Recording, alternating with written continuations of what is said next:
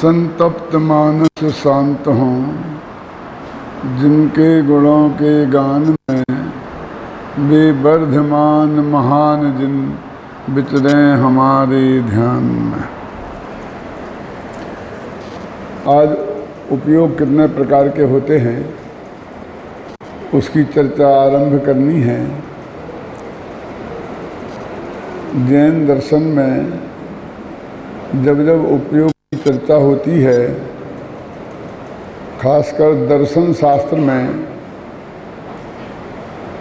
तब ज्ञानोपयोग और दर्शनोपयोग इन दो उपयोगों की बात होती है। ज्ञानोपयोग 8 प्रकार का होता है और दर्शनोपयोग 4 प्रकार का होता है। और ये जो 8 प्रकार का ज्ञान और 4 प्रकार का दर्शन सामान्य से जीव का लक्षण कहा जाता है। द्रव्य संग्रह में ऐसी गाथा है, अट्ठ चतुराण दंशन सामान्यम जीव लक्षणम भणियम। 8 प्रकार का ज्ञानोपयोग और 4 प्रकार का दर्शनोपयोग सामान्य से जीव का लक्षण है। तो जीव के पहचान के चिन्ह को उपयोग कहते हैं। महाशास्त्र तत्वार्थ सूत्र में दूसरे अध्याय में एक सूत्र आता है कि उपयोगो लक्षणम, जीव का लक्षण उपयोग है। और उसके अगला सूत्र है सा द्विविधुष चतुर्भेदा, वह 2 प्रकार का है और जिसमें पहले प्रकार के 4 भेद हैं और दूसरे प्रकार के 8। एक तो ये चर्चा आती है उपयोग के संदर्भ में, और दूसरी चर्चा ये आती है कि शुभोपयोग, अशुभोपयोग और शुद्धोपयोग। अथवा उपयोग 2 प्रकार का होता है, शुद्धोपयोग और अशुद्धोपयोग। और अशुद्धोपयोग भी 2 प्रकार का होता है, शुभोपयोग और अशुभोपयोग। ये चारित्र गुण की अपेक्षा चर्चा है। तो इस तरह दर्शन और ज्ञान गुण और चारित्र गुण, ये तीनों अपेक्षा उपयोग का वर्णन शास्त्रों में आता है। दर्शन माने यहाँ सम्यक दर्शन और मिथ्या दर्शन वाला दर्शन नहीं है।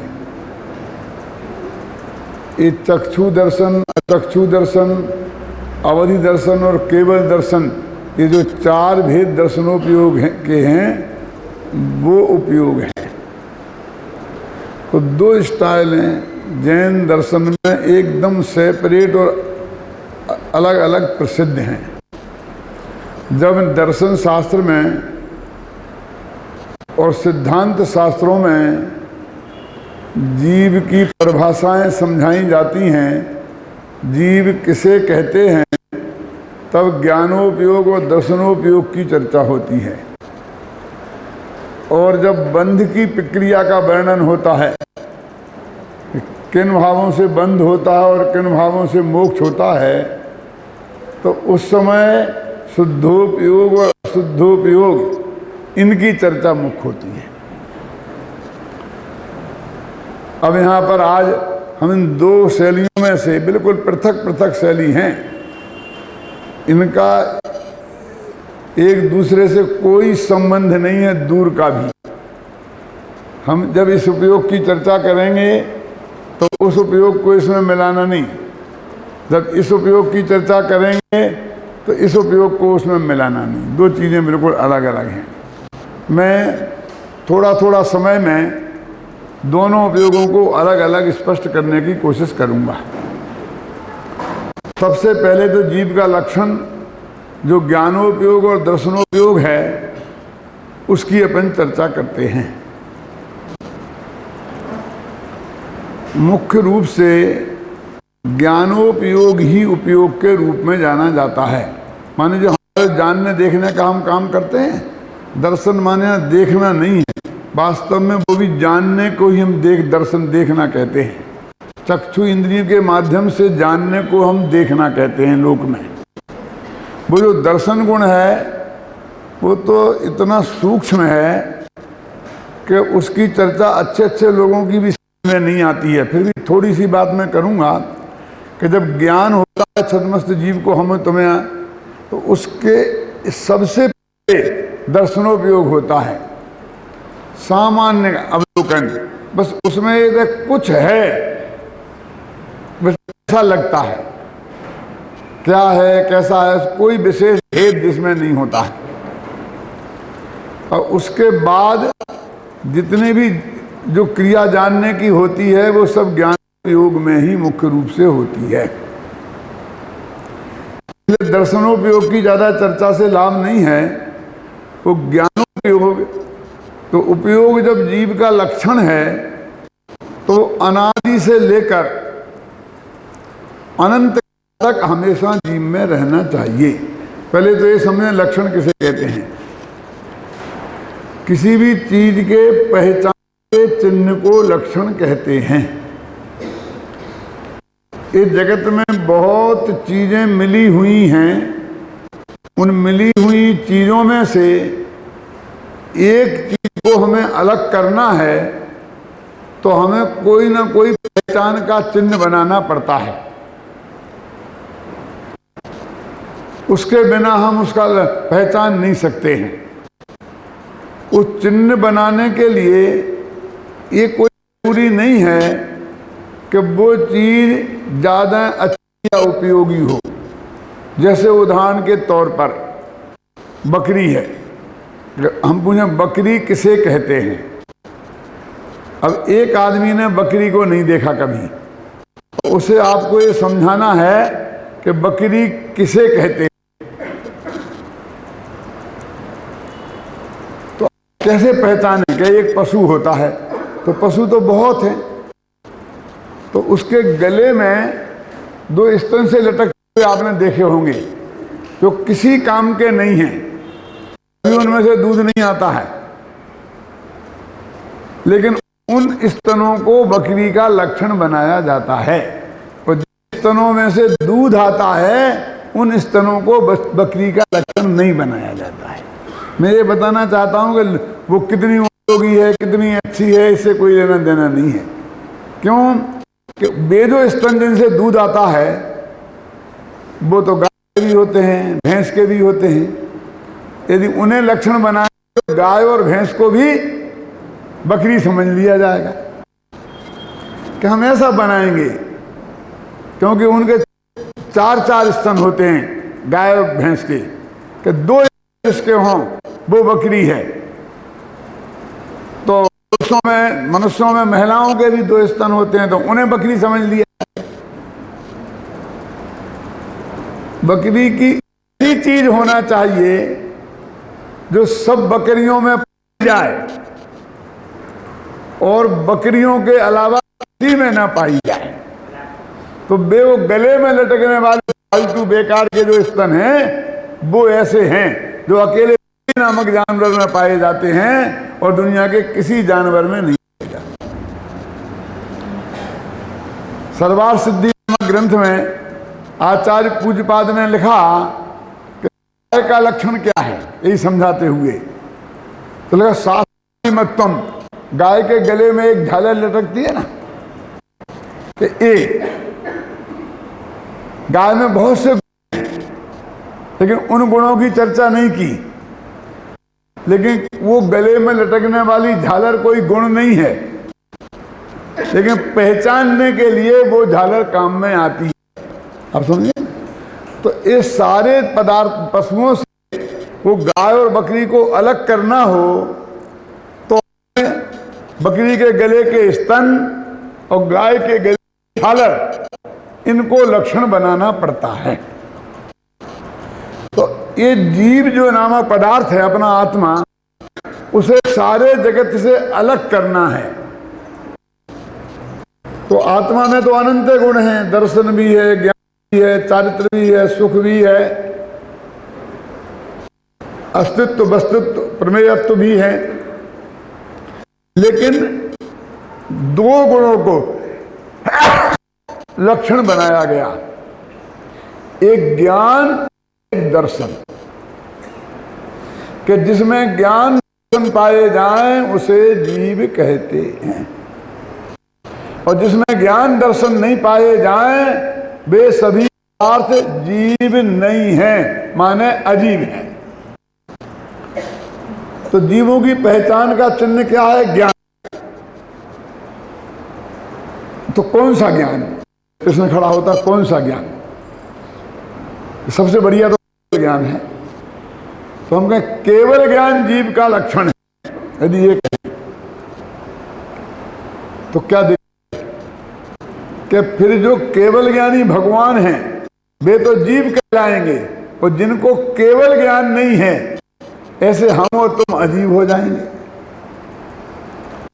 यदि हम ये कहें कि मति ज्ञान जीव का लक्षण है, श्रुत ज्ञान जीव का लक्षण है, तो ये दिक्कत हो जाएगी कि हम तो जीव हो जाएंगे और सिद्ध भगवान अजीब हो जाएंगे, क्योंकि उनके मति ज्ञान और श्रुत ज्ञान नहीं है।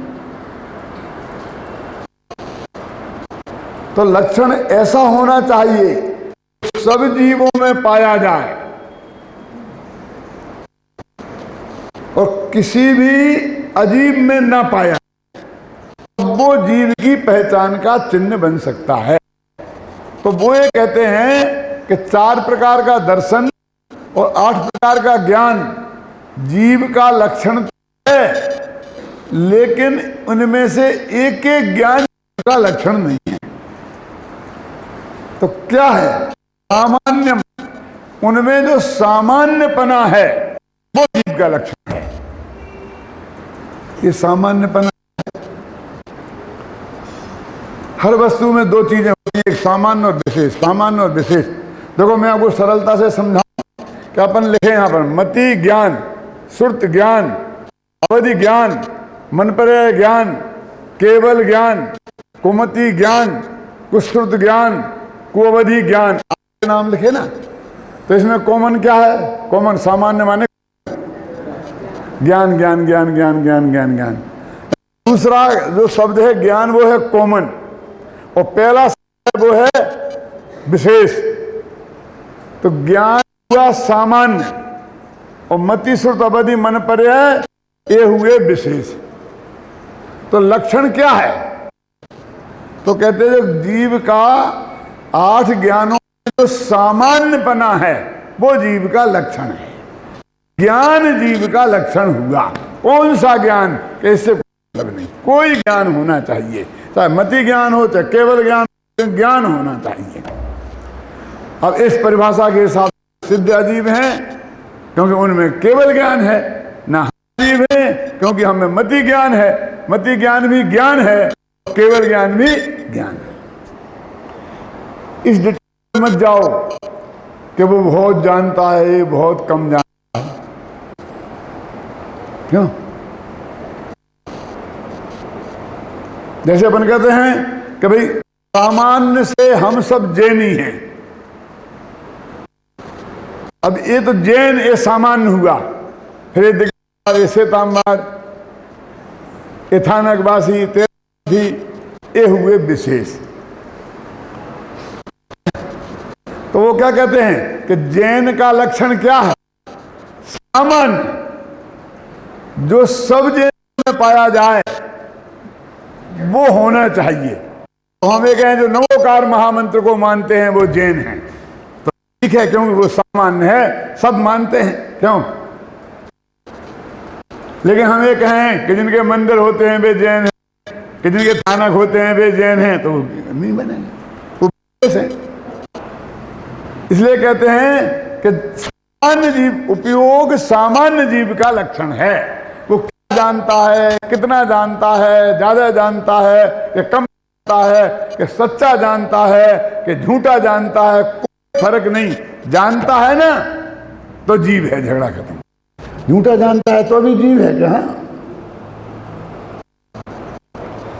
क्योंकि अज्ञान में भी ज्ञान शब्द सामान्य है ना? जानता तो है ना, वो नहीं जानने का भेद नहीं है। वो ख्याल में ना, वो जानने का भेद है, वो नहीं जानने का भेद नहीं है। क्योंकि यदि ऐसा नहीं माने और सही जानने वाले को ही ज्ञान माने जीव का लक्षण, तो सम्यक दृष्टि तो हो जाएंगे जीव, और मिथ्या दृष्टि ज्ञानी है वे हो जाएंगे अजीब। तो एक तो जिसे हम बोलते हैं उपयोग एवं लक्षणों, 8 प्रकार का ज्ञान और 4 प्रकार का दर्शन, इस जीव की पहचान के लिए इस लक्षण की मुख्यता से इनका वर्णन सिद्धांत शास्त्रों में और दर्शन शास्त्रों में बहुत विस्तार से है। अभी इनके डिटेल में हम जाएं यदि, ज्ञान किसे कहते हैं, श्रुति ज्ञान किसे कहते हैं, अवैध ज्ञान किसे कहते हैं, मनपदय ज्ञान किसे कहते हैं, केवल ज्ञान किसे कहते हैं, बहुत लंबा चौड़ा वर्णन हो सकता है। क्यों कि 336 भेद ज्ञान के हैं अकेले। कितने? 336। श्रुति ज्ञान के भी अनेक भेद हैं, अवैध ज्ञान के भी भेद हैं, मनपदय ज्ञान के भी हैं, केवल ज्ञान के भी हैं। समझ में है ना? तो उन डिटेल में अपन यहां जा सकते हैं। थोड़ा सामान्य से मैं बताता हूं। ये जो अपनी बुद्धि है ना, जिसे अपन बोलते हैं इंटेलिजेंसी, ये है मति ज्ञान। और जो अध्ययन करके सीखते हैं उसका नाम है श्रुत ज्ञान। बुद्धि है मति ज्ञान और विद्या है श्रुत ज्ञान। जो हमें जन्मजात प्राप्त है ना, वो है मति ज्ञान। और जो हम पढ़कर जानते हैं, गुरुमुख से सुनकर जानते हैं, अध्ययन करके जानते हैं, जिसे अक्षर ज्ञान बोलते हैं, ये सब है श्रुत ज्ञान। और अनादिकाल से प्रत्येक जीव के ये 2 ज्ञान नियम से होते ही हैं। निगोदिया जीव होता है ना, जो आग करने में होता है, सुई की नोक उस जमीन में डालो, उसके ऊपर जो बिंदु निकले ना एक दाना, उस दाना में कहते असंख्य हैं और एक एक शरीर में अनंत अनंत जीव हैं। इतना बारीक वो जो जीव है उसके सबसे कम ज्ञान होता है, जिसे पर्याय नाम का ज्ञान कहते हैं। उस पर्याय नाम के ज्ञान के में भी ज्ञान और श्रुत ज्ञान दोनों शामिल हैं। और हम तुम जो यहां तक बड़े बड़े पंडित बन गए, ज्ञानी बन गए, डॉक्टर बन गए, इंजीनियर बन गए, उनके पास भी वे 2 ही ज्ञान हैं। कौन कौन? मति ज्ञान और श्रुत ज्ञान। ये अनादिकाल से प्रत्येक जीव के पास हैं, घटते बढ़ते रहते हैं, लेकिन 2 ज्ञानों से खाली कोई नहीं है। ये 2 ज्ञान, इसमें ज्ञान विशेषकर अपने 5 इंद्रियों के निमित्त से काम करता है और श्रुत ज्ञान अकेले मन के निमित्त से काम करता है। ये इंद्रियाधीन, इसको इसलिए शास्त्र में इंद्रिय ज्ञान भी बोलते हैं। जैसे हम आंख से देखते हैं, कान से सुनते हैं, ये सब मति ज्ञान और श्रुत ज्ञान है। फिर एक होता है ज्ञान, आपने सुना होगा। ये मति ज्ञान तो परोक्ष है, डायरेक्ट आत्मा ने नहीं जानता है। डायरेक्ट नहीं जानता है माने इंद्रियों के माध्यम से जानता है। ख्याल में है ना? जानता तो है, इंद्रियों के बिना जानना संभव नहीं होता है। जैसे कि मैंने एक उदाहरण दिया था, यहां देता हूं कि क्यों चश्मा लगाकर दिखाई देता है, वे हैं कि आंख वाले, उन्हें हम अंधे हैं कि सूझतों में गिने। बोलो क्या माने?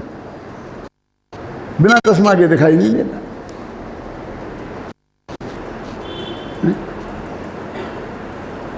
हम ये भी नहीं कह सकते हैं कि वो वैसे वाले हैं जिन्हें बिना चश्मा के दिखता है, वैसी आंख वाले हैं, उसकी आंख बिल्कुल ठीक है, हम ये भी नहीं कह सकते। और अंधे हैं ये भी नहीं कह सकते। अंधे तो उसे कहते हैं चश्मा क्या कुछ भी लगा लो तो दिखाई ना दे। तो ये हमारे 5 मति ज्ञान कैसा है कि चश्मा से दिखेगा, बिना चश्मा के नहीं दिखेगा। तो चश्मा क्या है? आंख कान नाक। तो ये इनके अधीन है, पराधीन है, क्योंकि ये शरीर में से पर है ना, इसलिए इन्हें बोलते हैं परोक्ष ज्ञान। पराधीनत्वात् परोक्ष। अवधि ज्ञान और मन पर ज्ञान केवल ज्ञान है, वो आत्मा से सीधे जानते हैं। उन्हें दूसरों को देखने के लिए आंख खोल के देखने की जरूरत नहीं, उन्हें किसी दूसरे की बात सुनने के लिए कान से सुनने की जरूरत नहीं है।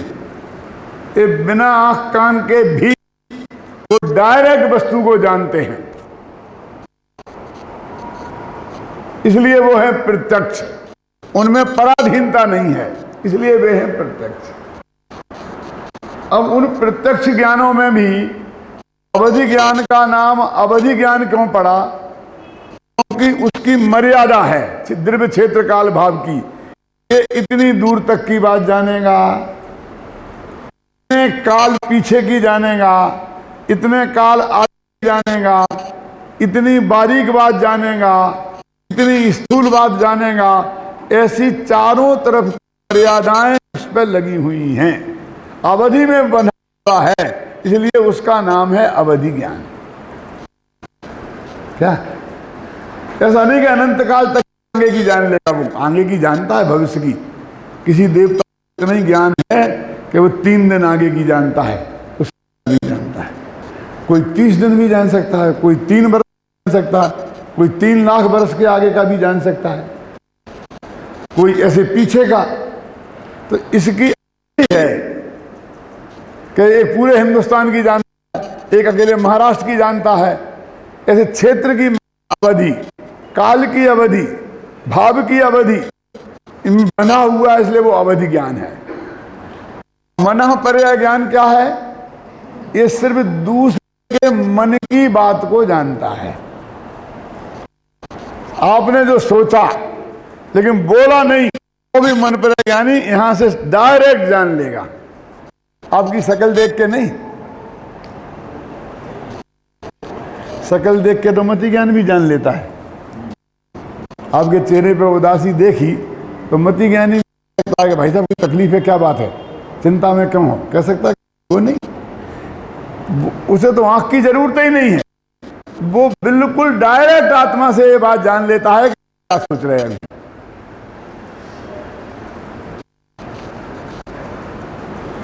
ये कभी बहुत मरण ताजी ख्याल में आई, और अभी मैंने अपने विद्युत परिषद के अध्यक्ष पद से जो भाषण दिया था, मैं उसको लिखा भी है, मैंने लिखित में। बहुत मार्मिक बात है कि मन पर्याय ज्ञान की ऐसी ताकत है कि जो आप सोच रहे उसे तो वो जानता ही है, लेकिन जो आप 3 महीने पहले सोचा था उसे भी जानता है, और 3 महीने बाद जो सोचोगे उसे भी जानता है। ये सुनी थी आपने? ये लिखा है साथ। जो सोचोगे, अभी सोचा नहीं, उसे भी मन पर्याय ज्ञान जानता है, ऐसा ने लिखा है। क्या मन पर्याय ज्ञान की चर्चा बहुत लोगों ने सुनी होगी, एक बहुत कम लोग जानते हैं।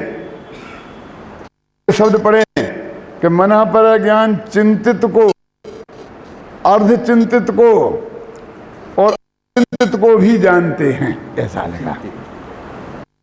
पहले जो आपने सोचा लिया है उसे, अभी आधा सोचा है और आधा सोचना बाकी है उसे, और अभी जो अचिंतित, जो आप भी नहीं सोचा है, आप भी नहीं जानते कि सोचूंगा, उसे मन पर्याय ज्ञान वाला जान लेता है कि तुम ये सोचोगे।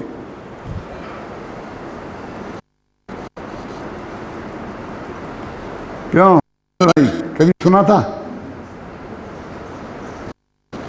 इसका मतलब क्या हुआ? निष्कर्ष तो निकालो। इसका मतलब ये हुआ कि आप 3 महीने बाद क्या सोचेंगे, ये आज नक्की है कि हम जो चाहेंगे सो सोचेंगे, ऐसा नहीं है। सुनेश भाई सोच, हाँ, तुम्हारे में इतना भी नहीं है, अथवा तुम्हें इतना भी अपने माथे पे नहीं रखना है। बहुत से लोग कहते हैं कि और कुछ करें चाहे ना करें, लेकिन कम से कम अपने दिमाग को तो ठीक रखें, खोटी बात अपने मन में नहीं आने दें। क्यों? अच्छी बातें सोचें कहते कि नहीं कहते हैं? इतना तो कम से कम करें। लेकिन ये बात सोचिए, जो 3 महीने बाद सोचना है पहले ही से नक्की है, तो अब तुम हम बुरी न सोचें, अच्छी सोचें। इन विकल्पों का क्या मतलब है? ये निरर्थक विकल्प हैं क्या? नहीं, बोलिए, इनसे क्या फल निकलने वाला है? ज्ञानी धर्मात्मा जीवों को भी ऐसे आते हैं। इसका मतलब ये नहीं है कि वो आते हैं तो ठीक है, क्योंकि ज्ञानी धर्मात्मा सृष्टि हो, चक्रवर्ती हो, शादी करने का भी भाव आता है। तो धर्मात्माओं को जो भाव आ जाए वे सब अच्छे होते होते तो फिर शादी करना भी अच्छा क्यों? उन्हें भोग का भाव भी आता है, तो पुण्य का कारण हो जाना चाहिए कि मोक्ष का कारण हो जाना चाहिए। उन्हें 6 खंड को जीतने का भाव भी आता है, उसका मालिक बनने का भाव भी आता है। तो बाहुबली पे चक्र चलाने का भी भाव आ गया था, तो हमें भी चक्र चलाना चाहिए। अरे बड़े बड़े आदर्श पुरुष जो हुए हैं, उनके जीवन की हर घटना अपनाने लायक नहीं होती है कि शास्त्र में तो लिखा है। तो शास्त्र में तो जो घटा था वो लिखा है। 2 भाई भाई लड़ रहे थे, मैंने कहा भाई भाई हो गए लड़ते, तो उसमें क्या गजब हो गया? ये तो अनादि की रीति है। भरत और बाहुबली भी लड़े थे। बहुत अच्छा, तूने अच्छा आदि प्रमाण पढ़ा। कुछ और भी उसमें लिखा है कि वे दोनों लड़े थे, यही लिखा है। क्यों? कि हमने यही सुना है। अच्छा, तो दोनों लड़े थे इसलिए आप दोनों भाई लड़ रहे हो। अब उन दोनों में से एक ने दीक्षा ले ली थी, तुम में से कौन दीक्षा लेगा? कि हमने इतना ही पढ़ा था, उसके आगे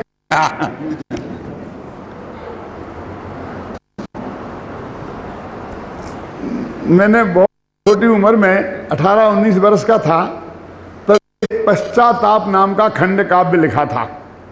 तो अभी भी पढ़ा है, मेरे हाथ के ही लिखा, हाथ की कॉपी में। हाँ, सन 54 समझते, 54। तो वो कॉपी कहीं पड़ी थी, तो हमारे एक ब्रह्मचारी हैं, इस बार उनके हाथ लग गई और उनसे वो मेरी एक पोती धोती लेके आई है यहाँ, वो कॉपी की फोटो कॉपी। उसने पढ़ी होगी तो वो मेरे फोन पे बता रही थी, उसमें ये लिखा है, ये लिखा है। तो उसमें क्या है, वो धार्मिक बात बताना चाहता हूँ। उसका नाम है पश्चाताप, खंड काव्य है। उसका नाम क्या है? 100 छक है। उसका नाम है पश्चाताप। पश्चाताप का मतलब क्या? कहानी ऐसी है कि सीता जी की अग्नि परीक्षा खत्म हो गई है। रामचंद्र जी हाथ जोड़ के उसके सामने खड़े हैं कि हे महादेवी, तूने ये सिद्ध कर दिया कि तू परम पवित्र है। मेरी गलती हुई जो मैंने तेरे को शक करके और वनवास दिया था, अब मैं उसके लिए माफी मांगता हूं। अब हमारे साथ चलो, राजमहल में प्रेम से ठाट बाट से आनंद से अपन रहेंगे। लेकिन सीता कहती है बहुत हो गया। क्यों? बहुत हो गया। हम अबलाएं हैं ना, तो हमने ये सोचा था कि हम अपनी रक्षा खुद नहीं कर पाएंगे, इसलिए हमने एक आदमी के गले में वरमाला डाल दी थी कि ये हमारी रक्षा करेगा। और बहुत बड़ी कीमत चुकाई थी, क्योंकि इस चीज की हमें रक्षा करनी थी। सबसे पहले वो ही लुटाया था। क्यों? क्योंकि बाकी के लोगों से कम हम बचे रहें। इतनी बड़ी कीमत चुकाकर हमने एक रक्षक को नियुक्त किया था। क्यों? और हमें 2 बार वनवास जाना पड़ा। एक बार तो सास ने भेजा था, ठीक है? क्यों? लेकिन हमें तो नहीं भेजा था, तुम्हें भेजा था। मैंने रामचंद्र जी को वनवास दिया था, हम तो तुम्हारे साथ चले गए थे। लेकिन वो इतना बड़ा अपराध नहीं था। कितना? क्योंकि उस समय हमारे पति देवता हमारे साथ थे, लक्ष्मण जैसा देवर धनुषधर हमारे साथ था हमारी रक्षा करने के लिए, लेकिन आखिर वे हमारी रक्षा नहीं कर पाए और रावण हमारा अपहरण करके ले गया। कोई हमने सुख नहीं पाया। फिर दूसरी बार हमारे पति देवता ने हमें जंगल में भेजा। जब हम गर्भवती थे, लवोकुश हमारे गर्भ में थे, तब हमारी रक्षा के लिए कोई हमारे साथ नहीं था। अब हम वो केकई मां जो सारी दुनिया में बदनाम है, हम उसे बुरी कहें समझ में उन दोनों में, अरे उसने तो पति और देवर के साथ है, लेकिन उसने तो हमें जंगल में धोखे से तीर्थ यात्रा के बहाने भेजकर क्यों बियाबान जंगल में छुड़वा दिया। जब पति और देवर के साथ गए थे तो रावण अपहरण करके ले गया था, लेकिन जब अकेले जंगल में थे, कोई बचाने वाला नहीं था, तब भी कोई एक पुरुष आया था, लेकिन वो बन के आया। ख्याल में है ना? और हमारा जैसे भी दिन कटे तो हमने काटे। हमने देख लिया कि न राजमहल में सुख है न वनवास में सुख है। जंगल में रह के भी देख लिया और राजमहलों में रह करके भी देख लिया। अब हम दोबारा इस चक्कर में आने वाले नहीं हैं। अब हम तुम्हारे साथ दोबारा रहने वाले नहीं हैं। अब हम तीसरी बार जंगल जाएंगे, लेकिन सास के भेजे नहीं, पति के भेजे नहीं, अपनी मर्जी से जाएंगे। क्यों? जंगल में है तो मंगल, लेकिन कब? दूसरे भेजें तब नहीं, जब स्वयं जाएं तब। क्यों? अब हम तपश्चर्या करेंगे। ये सारे झगड़े की जड़ तो ये बाल थे, इन्हें उखाड़ के यहीं फेंके देते हैं। सारे झगड़े की जड़ तो रंगीन साड़ियां थी, ये श्रृंगार था जिस पर लोग ललचाते थे। अब इनको हम यहीं छोड़े देते हैं और सफेद साड़ी पहनकर सिल्क के बाल उखाड़कर और जंगल में रहेंगे। अब कोई हमारी तरफ देखेगा नहीं, देखेगा तो पूरी निगाह से तो देखेगा ही नहीं, आएगा तो चरण छूने आएगा, आशीर्वाद लेने आएगा, अम्मा जी कहता आएगा।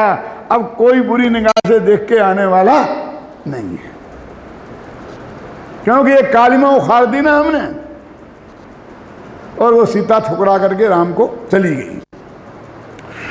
और वो राम बस अब पश्चाताप कर रहे हैं, और पूरा जो 100 छंद तो राम के हृदय के पश्चाताप का वर्णन है, इसलिए उस खंड काव्य का नाम रखा था पश्चाताप। मैं क्या बताना चाहता हूं ये कह करके, मैं क्या लिखा था कि भाई राम ये सोच रहे हैं कि मैंने न्याय किया है। इसे न्याय कहते हैं कि एक धोबी के कहने से और मैंने सीता जी को निकाल दिया। चलो चलो अपने यश के लिए कि मैं कितना न्यायवंत हूं, कि कोई भी क्यों ना हो, कोई मजिस्ट्रेट अपने बेटे को फांसी की सजा सुना देना, सब अखबारों में नाम छप जाता, टीवी पे आ जाता, कितना कड़क था, बचा सकता था, लेकिन अपराधी को दंड उसने दिया। क्यों? बेटा चाहे मरे, क्यों? लेकिन बाप का तो नाम हो जाता है ना। तो मैंने अपने नाम कमाने के लिए पत्नी को जंगल में निकाल दिया और दुनिया में मेरा नाम हो गया। ऐसा न्यायवंत कि यदि पत्नी के भी अपराध को उसने माफ नहीं किया। यानी मैंने न्यायाधीश बना, न्यायाधीश का काम न्याय करना था, न्याय के नाम पर मैंने महाअन्याय किया। फिर एक पंक्ति लिखी, माना कि मैंने न्याय किया पर सीता देवी के साथ महाअन्याय हुआ। मैंने न्याय किया होगा, लेकिन सीता के साथ तो अन्याय हुआ ना, है ना? इसी को न्यायाधीश कहते हैं। और वो सारे पछताते रहे तो मैं ये कहना चाहता हूं कि जो महापुरुष गलती करके, जिस गलती के कारण सारे जीवन पछताते रहे, हम लोग उन्हीं गलतियों को आदर्श मानकर और उनकी पूजा करना शुरू कर देते हैं और उन्हें अच्छा मानने लगते हैं। कितने महान थे, पत्नी तक की ने परवाह नहीं की, लेकिन उन्होंने केयर निकाला तो निकाल दिया, कोई भी आदमी कैसा ही क्यों ना हो। जैसे मैंने कहा, हर ऐसे महापुरुषों के जीवन में बहुत सी घटनाएं हुई। हर घटना आदर्श नहीं होती। भरत और बाहुबली भी लड़े थे, वो लड़ाई कोई आदर्श नहीं है। ख्याल में है ना? तो इसलिए ये कहते हैं कि वो जो सब चीज, लेकिन वो ज्ञान है, सही है कि गलत है, लेकिन वो आत्मा की पहचान का चिन्ह है। ख्याल में है ना? तो मन पर ज्ञान हमारे भविष्य को क्या सोचेंगे ये भी जान लेता है। अभी लोग में कहते हैं ना कि जहां ना कभी वहां पहुंचे, जहां ना पहुंचे रवि वहां पहुंचे कभी। अभी कल्पना नहीं करते हैं 100 वर्ष बाद क्या होगा। अभी कल्पना करते विज्ञान की ये तरक्की हो रही, तो आगे तरक्की करते करते 100 वर्ष बाद क्या होगा। जरा कल्पना करो, आज आपके मोबाइल आ गए हैं और जितनी इतनी सब चीजें आ गई हैं, भगवान महावीर को मालूम हो गई हैं। उनसे पूछते तो बता सकते थे, हाँ बता सकते थे। तो यहाँ तो ये सिद्धांत कि जब भविष्य की सब चीजें सुनिश्चित हैं, यहां तक कि हमारा सोचना भी, ये तो है सिद्धांत। और ये विकल्प आना हमें कि हम बुरा ना सोचें, अच्छा सोचें, ये हमारी वर्तमान की परिस्थिति हो सकती है। एक ज्ञानी धर्मात्मा को भी ऐसा विकल्प आ सकता है। विकल्प आना अलग बात है और वस्तु का स्वरूप का निर्णय होना अलग बात है।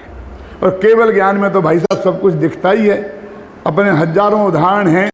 भगवान आदिनाथ ने भरत चक्रवर्ती ने ये पूछने पर कि कोई भविष्य का तीर्थंकर यहाँ बैठा है, एक कह दिया था कि ये तेरा बेटा जो है ना, कौन, मारीच, ये 24वां तीर्थंकर होगा और इसके पिता का नाम सिद्धार्थ और मां का नाम त्रिशला होगा। इसका क्या मतलब हुआ? और मैं बड़ी बड़ी बातें नहीं करूंगा, इतना तो नक्की हो ही गया ना कि त्रिशला की शादी सिद्धार्थ के साथ होगी। ये बात कब नक्की हो गई थी? आदिनाथ ने बताई थी 1 कोड़ा कोड़ी सागर पहले। आदिनाथ और महावीर के काल में 1 कोड़ा कोड़ी सागर का अंतर है। कोड़ा कोड़ी समझते हैं? करोड़ का करोड़ में गुणा करो, उसका नाम कोड़ा कोड़ी, और वो बरस नहीं, सागर।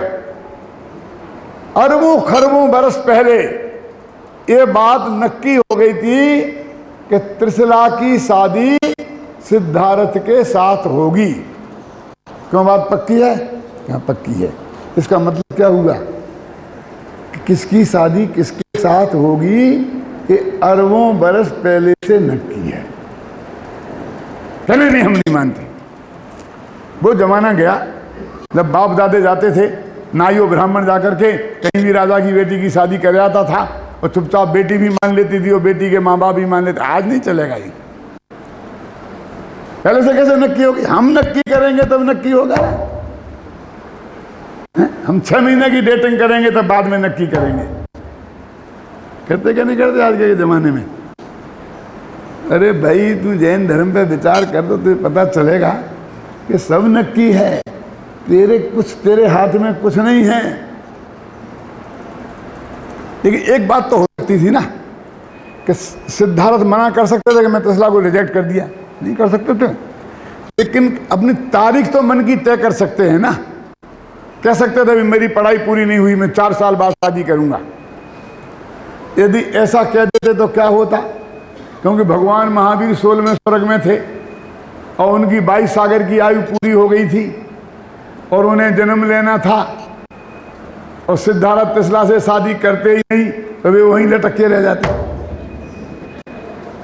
कहने का मतलब डेट भी फिक्स थी। क्यों है ना? किसकी साथ किसके होगी वो भी फिक्स, और किस तारीख को होगी वो डेट भी फिक्स, और उनके कितने बच्चे होंगे ये भी फिक्स, और बच्चे का नाम क्या होगा ये भी फिक्स। क्यों? ये केवल ज्ञान का स्वरूप है। तो ये तो हमारा उपयोग का वर्णन है, जिसे ज्ञानोपयोग जिसे हम कहते हैं। अब ये मति ज्ञान से लेकर केवल ज्ञान तक कोई भी एक ज्ञान हो तो वो जीव है, इतना नक्की हो जाएगा। वो सच्चा है कि झूठा है बाद में होता पड़ेगा, लेकिन उसका जीवपना नक्की हो जाएगा। इसलिए जीव का लक्षण ज्ञान सामान्य है, कोई विशेष ज्ञान जीव का लक्षण नहीं है। जब मैं ये बात कहता हूं ना, तो बहुत से लोग कहते हैं कि भाई साहब, जब हम 2 पैसे की हांडी खरीदते हैं ना तो ठोक बजा के लेते हैं, और आप क्या चाहते हैं कि हम ये सारी जिंदगी का सौदा है पत्नी शादी करना, और हम बिना देखे बिना जाने वैसे ही कर लें, ऐसा नहीं हो सकता है। मैंने कहा नहीं बेटा, देखो देख के आओ, बिना देखे जाने क्यों करना, लेकिन इतना ध्यान रखना कि ठोकना बजाना मत, नहीं तो ठुक पिट के आओगे। क्या बात करते हो, अपनी पत्नी की तुलना 2 पैसे की हांडी से करते हो?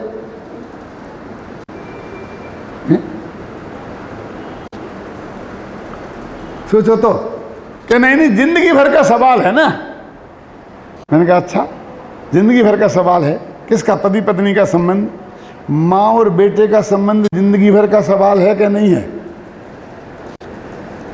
माँ और बेटा दोनों जिंदगी भर के लिए बनते हैं कि कुछ कम दिनों के लिए? जिंदगी भर के लिए। अरे शादी का संबंध कहाँ जिंदगी भर का है? तलाक ले सकते हो आज के जमाने में। क्यों जिंदगी भर का चिल्ला रहे हो? माँ से तो आज तक तलाक हुआ नहीं किसी का, माँ और बेटे का तो तलाक होता नहीं है। असली जिंदगी भर का सवाल तो माँ और बेटे का है। उसके बारे में तो तूने कोई मीन मेख नहीं की कि जिंदगी भर का सवाल है, मैं तो अपनी मम्मी को देख के पसंद करूंगा। जिसको जैसी मिल गई चुपचाप स्वीकार कर ली। आज तक किसी ने नहीं कहा कि दांत निकले जिसके हैं, अजय काली कलूटी को मैं अपनी मां नहीं मानूंगा।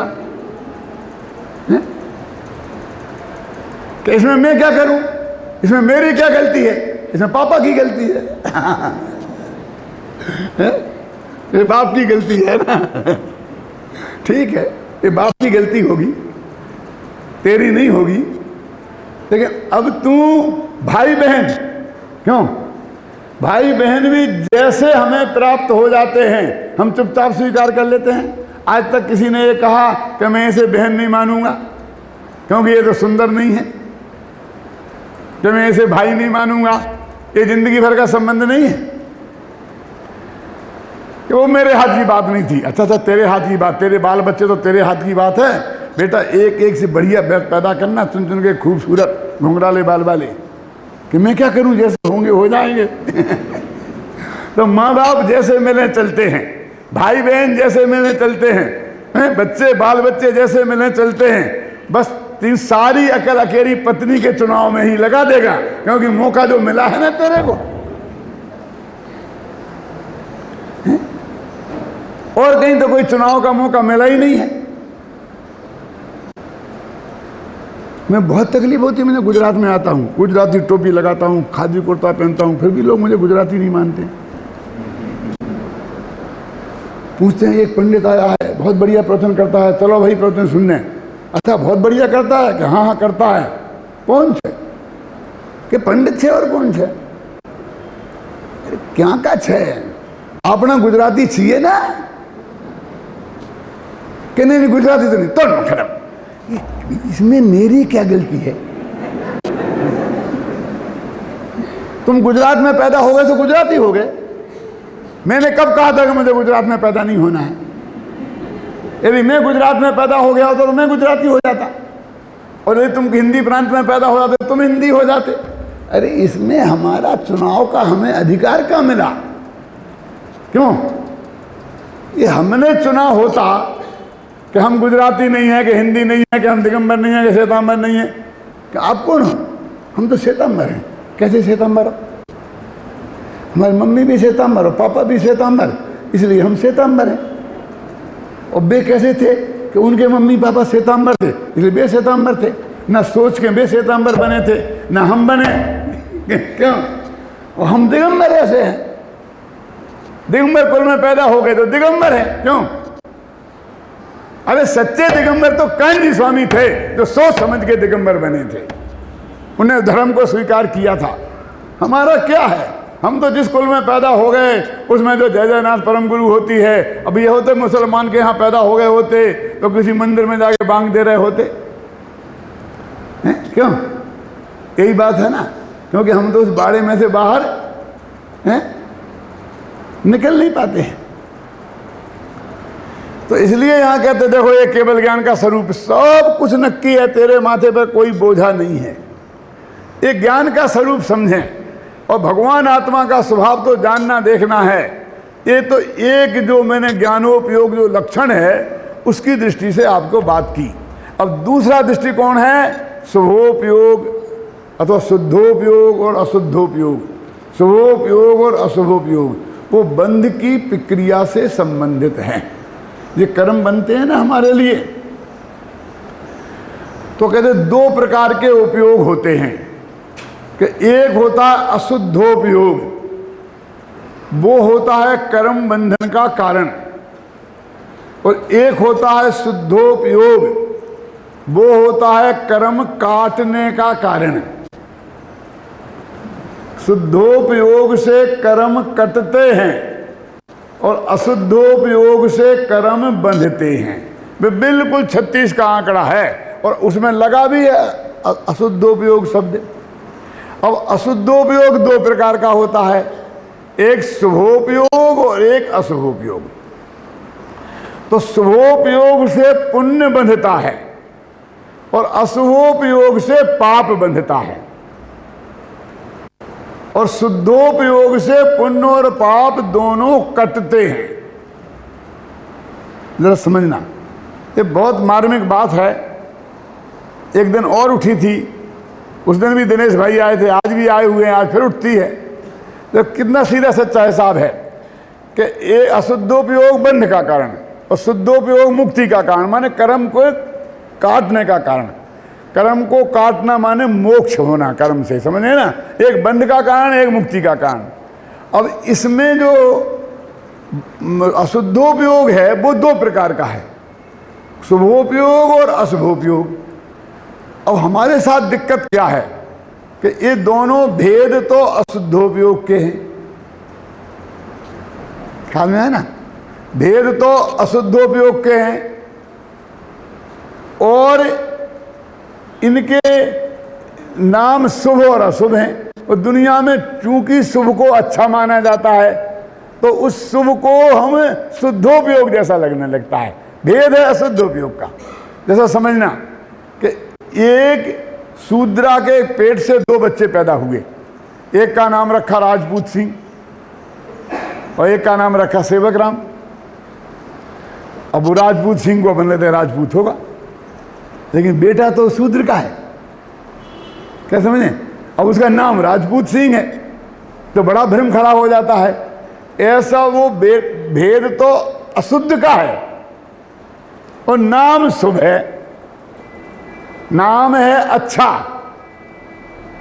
और भेद खोटे का है। भेद है बंध के कारण का और नाम ऐसा लगता है जैसे मोक्ष का कारण होगा। तो बहुत बड़ा भ्रम जगत में पैदा हो गया है कि स्वभाव मुक्ति का कारण है। ये झगड़ा खड़ा हो गया। तो मूल जड़ में पकड़ो कि इसका बाप कौन है। ये तो दोनों अशुद्धोपयोग के बेटा है। अशुद्धोपयोग से क्या होता था? बंध। तो उसका नाम शुभ क्यों रखा? क्योंकि उससे पुण्य बनता है और इससे पाप बनता है। इसलिए ये भेद डालने के लिए एक का नाम रखा शुभ और एक का नाम रखा अशुभ। अब अध्यात्म की समस्या क्या है, समय सार की समस्या क्या है, पुण्य पाप अधिकार की समस्या क्या है कि ये जो शुभ उपयोग है वो था तो बंध का कारण और धीरे धीरे तरकीब से ये मुक्ति के कारणों में घुस गया। हमारी मान्यता में, शास्त्र में नहीं, हमने ऐसे मोक्ष का कारण मान लिया।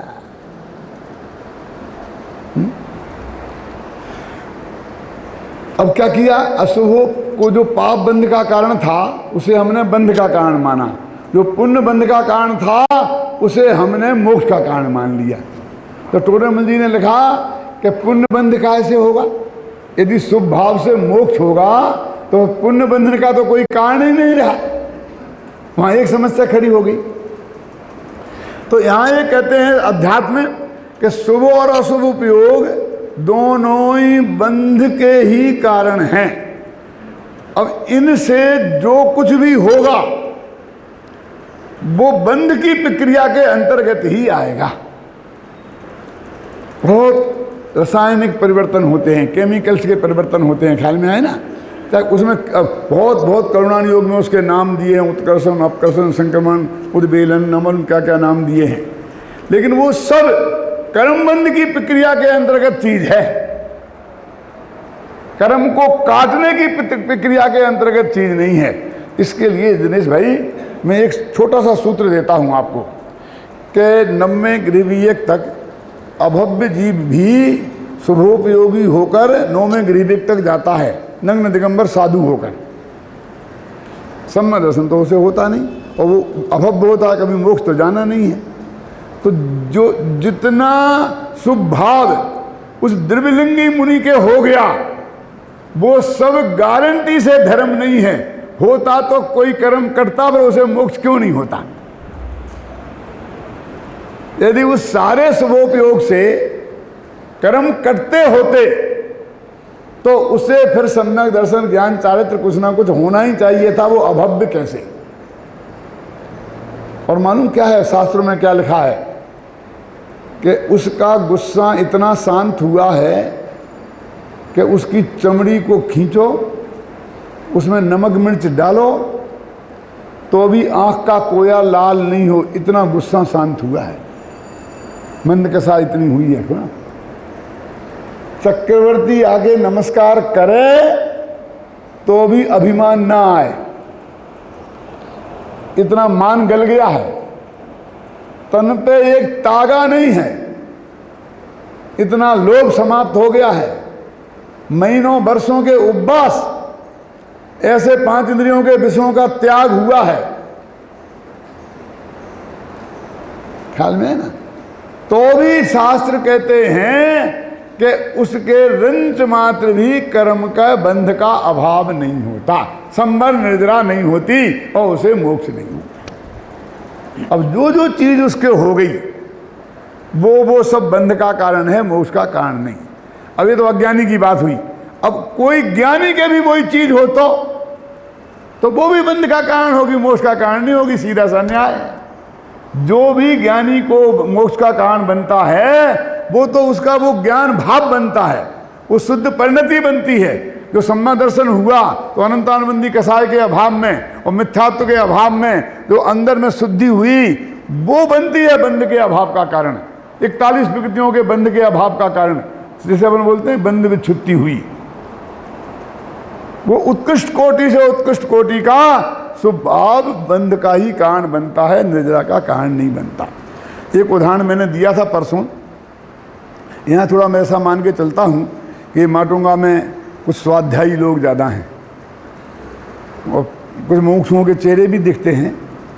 और पहले भी ये लोग ये आध्यात्म स्टडी सर्कल में 7-7 दिन तक एक पंडित को रख करके और एक एक विषय को चलाते रहे हैं। इसलिए थोड़ी गहराई से बात करता हूँ। क्या कहता हूँ कि सम्यक दृष्टि जीव के 41 प्रकृतियों के बंध का अभाव है और निरंतर असंख्यात गुणी निर्जरा होती है। अब कब?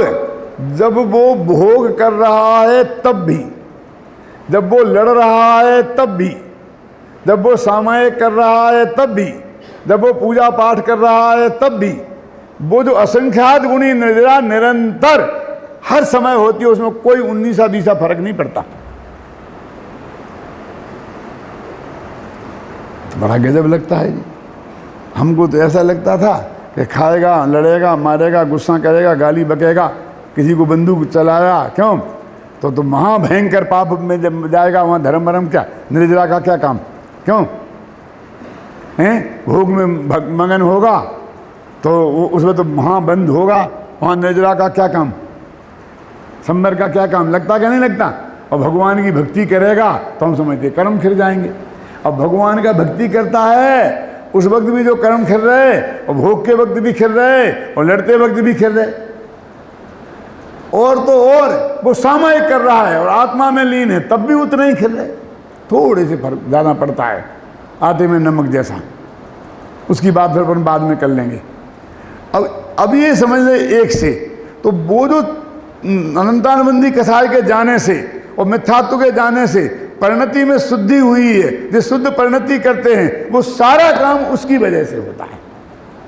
ना सम्मदृष्टि के भोग की वजह से निद्रा होती है, ना पूजा पाठ से निद्रा होती है। तो फिर ख्याल आता है कि वो निद्रा हो रही, वो तो हो रही शुद्ध परिणति से, तो फिर वो जो भोग भोग रहा है उससे क्या होगा, तो उससे पाप बनेगा। तो एक समय निर्जरा भी हो रही हो, पाप भी बन रहा है, समझिए ना। उसे निद्रा भी हो रही हो, पाप भी बन रहा। उसी समय वो भगवान की पूजा भक्ति कर रहा है तो उससे पुण्य बनेगा और निद्रा भी होगी। और उसी समय वो आत्मा का ध्यान कर रहा है तो वो शुद्धोपयोग से थोड़ी जो ना तो पुण्य बनेगा ना पाप बनेगा, वो थोड़े कर्म और झरेंगे, तो वो जो परिणति से जितने झर रहे थे बे, और उसको मिला करके थोड़े ज्यादा हो जाएंगे। तो उस वक्त जो निद्रा हो रही है वो भोग के कारण नहीं हो रही है, भोग के कारण नहीं हो रही है। ऐसे ही पूजा पाठ शुभ भाव करने वाले को भी उस वक्त जो निद्रा हो रही है वो शुभ भाव के कारण नहीं हो रही है। अब हो रही है दिखती ना हमें, तो कहते भाई शुभ भाव है और निद्रा हो रही, तो सीधा अपन उसे संबंध जोड़ते थे, उसी से वही होगी। ये दिक्कत है। तो बंध के कारण को अपन ने मोक्ष का कारण मान लिया।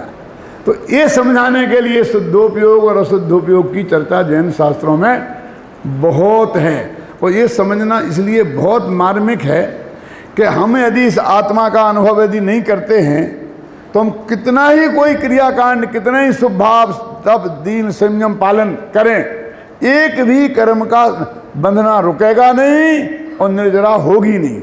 और वो निर्जरा होगी जिसे अकाम निर्जरा कहते हैं, उसका नाम ही अकाम निर्जरा है, माने जो किसी काम की नहीं है। क्योंकि कर्म बंधे हैं तो उदय में आगे तो हर एक के खिरते ही हैं। वे जरा पहले खिर गए, क्या फर्क पड़ गया, ख्याल में आया ना। लेकिन वो निर्जरा तत्व नहीं है, धर्म नहीं है, वो मुक्ति का कारण नहीं है। इसलिए ऐसा प्रश्न किया, ज्ञानवंत के भोग निर्जरा हेतु हैं, अज्ञानी को वही कर्म फल देतु है। अरे ज्ञानी के भोग निर्जरा के कारण नहीं, भोग तो बंध ही के कारण है। भोग की क्रिया नहीं, भोग का भाव।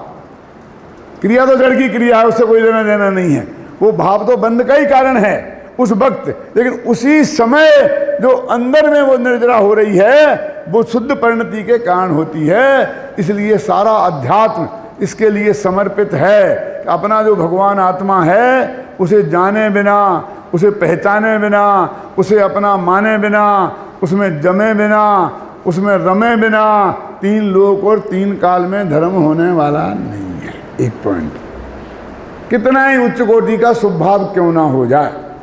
अब इसमें थोड़ा एक वीक पॉइंट है जिसकी वजह से लोगों को विकल्प उधर जाता है कि आज तक कभी भी कोई भी जीव अशुभ भाव करते करते सीधा शुद्ध में नहीं गया।